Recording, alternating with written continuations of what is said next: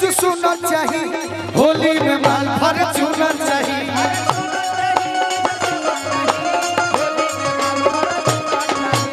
सुनना चाहिए चीज सुनना चाहिए होली में माल फॉर्च्यूनर चाहिए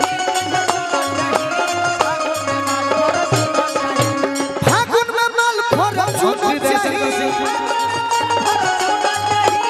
फागुन में माल फॉर्च्यूनर चाहिए सुनर चाहिए चीज सुनर चाहिए होली में माल फॉर्च्यूनर चाहिए अरे सुनर चाहिए चीज सुनर चाहिए होली में माल फॉर्च्यूनर ए भैया हमारा जिंगन भैया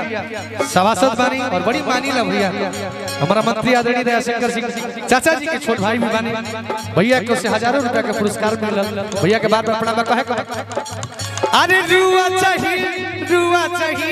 होली में मलपुआ चाहिए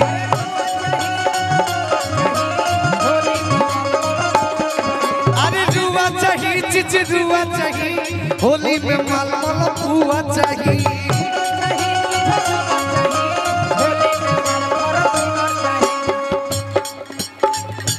पूछी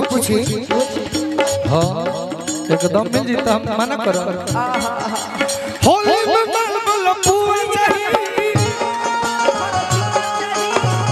का कहल चाहत नहीं रो कुछ कहब का हमरा के ऑफर ना दे आपके हीरोइन बोलिए कि नहीं हाय देखिए भैया हो जिंगन भैया देखिए हमार रंगदार अरे की रंगदार मर्दा खोजबू अपना झिंगन भैया के देव सुन काजल ये काजल भाई देखो मैं मनरेगा के धन होते जा रहल बा इहो नारिये में जाता धन है काजल अरे सुनर चाहिए चीज सुनर चाहिए होली में माल फॉर्च्यूनर चाहिए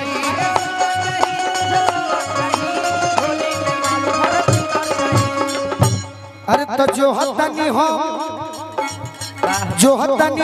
दीपिका पादुकोण के जो हतनी हो दीपिका पादुकोण के जो हतनी हो दीपिका पादुकोण के जो हतनी हो दीपिका पादुकोण के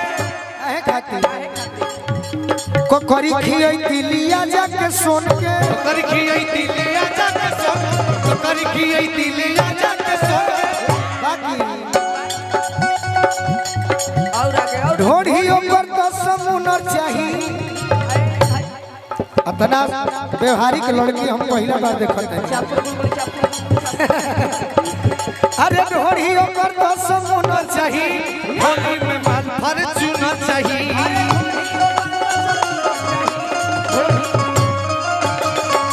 सुनना चाहिए इतने ना काजल खाती उठा के ली है पंडित जी बैठा के ली है पंडित जी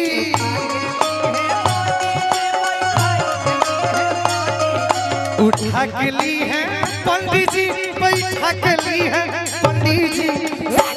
अरे कि सारा सौ में 1200 सूता के ली है पंडित जी कि सारा सौ में 1200 सूता के लिए पंडित जी अरे सुनर चाहिए चीज सुनर चाहिए फागुन में माल फॉर्च्यूनर अरे सुनर चाहिए चीज सुनर चाहिए होली में एक बात और सनी बाबू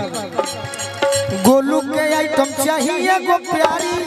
के आइटम चाहिए गो प्यारी गोलू के आइटम चाहिए गो प्यारी गोलू के आइटम चाहिए गो प्यारी अजवन मोह अरे मरी है दीवारी दीवारियों में कम चुपाना है अरे कमर में नाचे के हुनर चाहिए होली में माल फॉर्च्यूनर चाहिए कमर में नाचे के हुनर चाहिए अरे सुनर चाहिए चीज सुनर चाहिए फागुन में माल फॉर्च्यूनर चाहिए